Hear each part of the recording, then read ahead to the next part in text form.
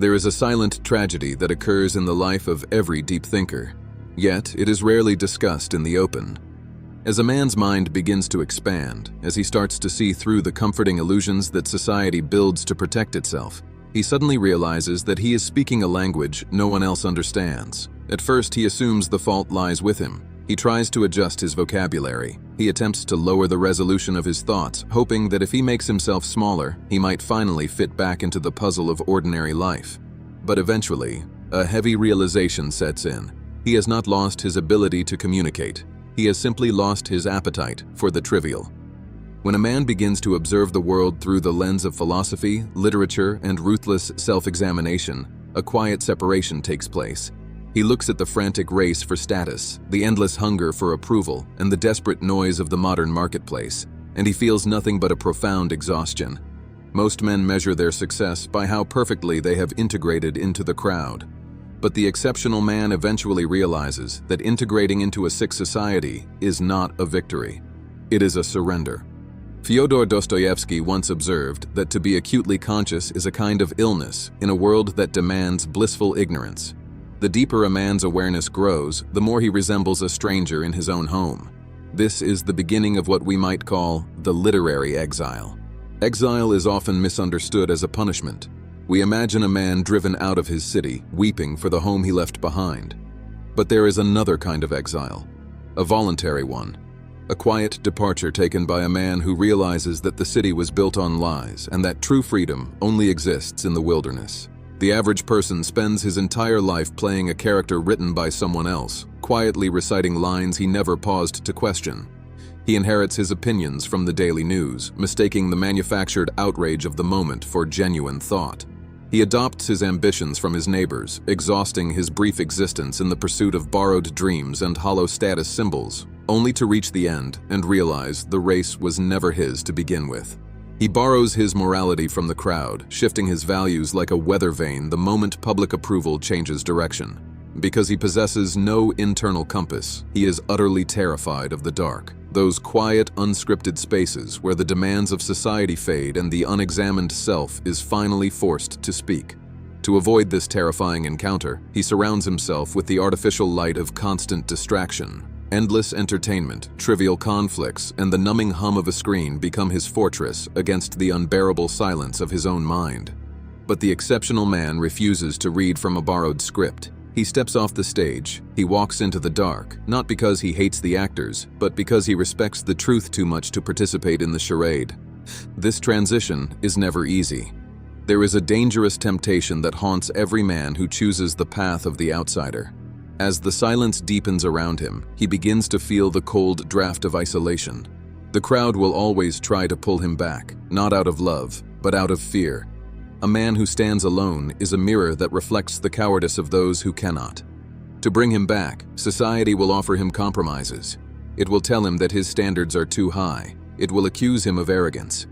It will whisper that if he only softened his edges, smiled at jokes he didn't find funny, and nodded at opinions he found absurd, he could have the warmth of the fire once again. Many men break at this exact point. They exchange the sovereignty of their own minds for a comfortable seat in the room. They gain the world, but they quietly lose themselves. But the man who embraces his exile asks a different question. He asks, what is the value of being loved by people who do not even know who you truly are? If you must wear a mask to be accepted, it is not you who is being accepted. It is the mask, and the longer you wear it, the more your true face begins to rot beneath it. Notice how the strongest, most reflective men in history have always spent time in the wilderness. Whether it is the literal wilderness of the mountains or the psychological wilderness of a quiet room and a stack of great books, isolation is the forge where character is hammered into shape. In this state of exile, a subtle but profound transformation occurs. The man who learns to endure his own company stops reacting to the world. He begins observing it. He no longer feels the neurotic urge to defend his reputation against strangers. He no longer feels the need to prove his intelligence in crowded rooms. Why should an eagle care how the sparrows judge his flight? His desires begin to simplify. The ambitions that once kept him awake at night, the thirst for fame, for excessive wealth, for power over others, begin to look like chains. He realizes that the man who needs nothing from the world is the only man the world cannot control. This is the ultimate superpower of the outsider. Because he does not fear being alone, he cannot be manipulated by the threat of exclusion. You cannot banish a man who has already chosen to live in exile. There is a profound misunderstanding that outsiders are bitter, resentful men who despise humanity.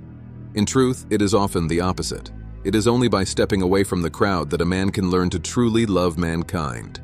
When you are trapped in the frantic competition of society, everyone is a rival, a stepping stone, or an obstacle. But when you step outside of it, you gain perspective. You begin to look at people with pity and compassion, understanding that they are driven by forces and fears they have never examined. The exiled man becomes capable of a much deeper, much rarer kind of love. When he does choose to engage with others, he does so without an agenda. He is not looking for followers. He is not looking for a temporary remedy to his own emptiness. He is looking for equals. He seeks the rare companion who is also walking the difficult path of truth. And when he finds such a person, the bond they form is indestructible because it is based on mutual respect, not mutual dependence. Every exceptional man eventually reaches a crossroads. On one side is the broad, well-paved road of conformity. It offers immediate comfort, predictable conversations, and the illusion of safety. On the other side is the narrow, unlit path of the literary exile. It promises nothing but the weight of your own thoughts, the challenge of unbroken silence, and the heavy responsibility of seeing the world exactly as it is. But it is the only road that leads to a life that is actually yours. If your life has recently become quieter, do not rush to fill the void with cheap noise. If the friends you once drank with no longer make sense to you, do not assume you have failed at friendship. Assume instead that you have finally graduated. Growth is, by its very nature, a process of shedding. A snake must leave its dead skin behind to continue living. A man must leave his dead assumptions behind to continue growing.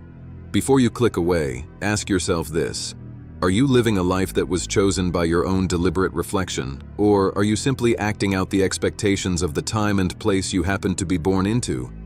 Do not fear the quiet. Do not fear the separation. The greatest minds in history were not those who perfectly fit into their era. They were the outsiders, the exiles, the men who stood apart and dared to speak the truth into the silence. If you are a man who refuses to settle for superficial answers, if you find your home in great ideas rather than crowded rooms, you are not alone. You have simply found your true tribe. Subscribe to Literary Exile. We explore the timeless philosophies, the heavy truths, and the quiet strength required to walk your own path. Share this video with another man who feels like a stranger in this modern world and remind him that his exile is not a curse.